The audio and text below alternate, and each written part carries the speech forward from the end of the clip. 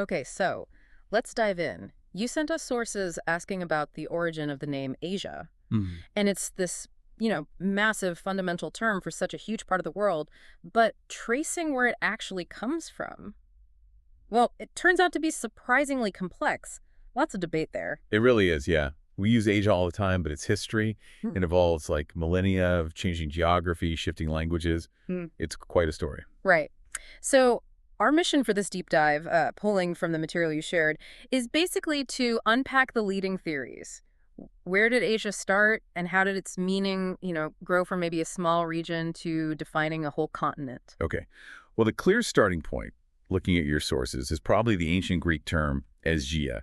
That's where it really enters the historical records we can easily access. And you see early historians, right, like Herodotus, maybe around 440 BCE, using this name. Exactly. But when they talked about Asia, they definitely weren't talking about the huge landmass we think of today, were they? Oh, not at all. Now, initially for the Greeks, Asia um, primarily meant Anatolia. So modern-day Turkey. Modern-day Turkey, yes. Yeah. Or sometimes it's stretched a bit, maybe covering the Persian Empire.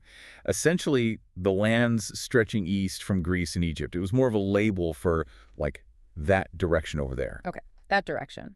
So the Greeks are using Aegea for lands east of them, mostly Anatolia. But this brings up the question, where did they get the name? Did they just make it up? Ah, well, that's the fascinating puzzle, isn't it?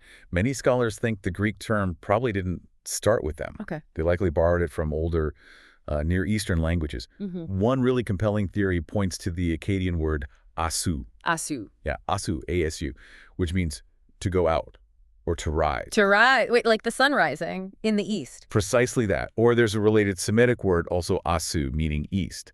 So one powerful idea is that Asia could originally have meant something like land of the sunrise, or just, the east, which from a European perspective, looking towards where the sun comes up, that makes a lot of sense for the lands they were first dealing with. Land of the sunrise.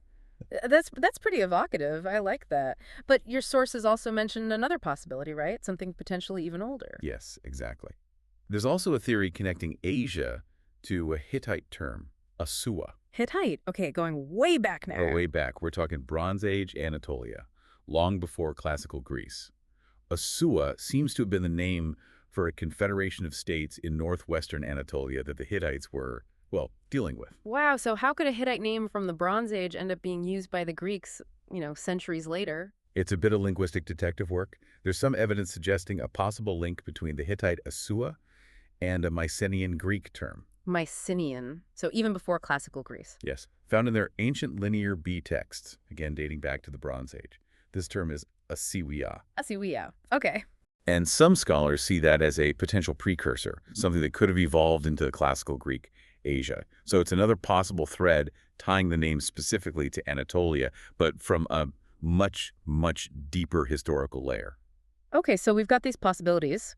Could be rooted in East or Sunrise from Akkadian or Semitic languages, or maybe linked to this ancient place name Assuwa in Hittite Anatolia, possibly coming through Mycenaean Greek. So the Greeks start using Aegea for Anatolia and lands generally east.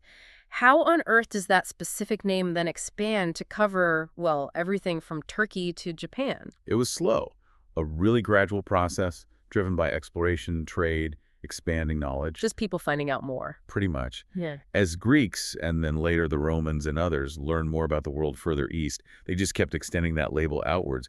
Asia started covering more and more territory. Ah, so eventually they needed a way to talk about the original area. Exactly. And that's how Anatolia became Asia Minor. The Lesser Asia. Right. It really shows how geographic understanding wasn't fixed. It evolved, and that directly impacted how names were used and sometimes modified. It shows that dynamic nature of how we define the world. It really does. Okay, so let's recap quickly. We looked at the early Greek usage Aegea, tied mainly to Anatolia. Right. Herodotus and others. Then the potential roots in Near Eastern words for east or sunrise, like Akkadian, Azusu. The land of the sunrise idea. And that other, possibly much older link to the Hittite Assuwa, maybe via Mycenaean Assyria. Yeah, the Anatolian connection again. And we saw how that name just expanded across the map over centuries, eventually leading to that distinction Asia Minor for the original region. It's quite something, isn't it? How a term, possibly starting from just a direction or a specific ancient place name thousands of years ago, could become the identifier for the biggest continent on the planet.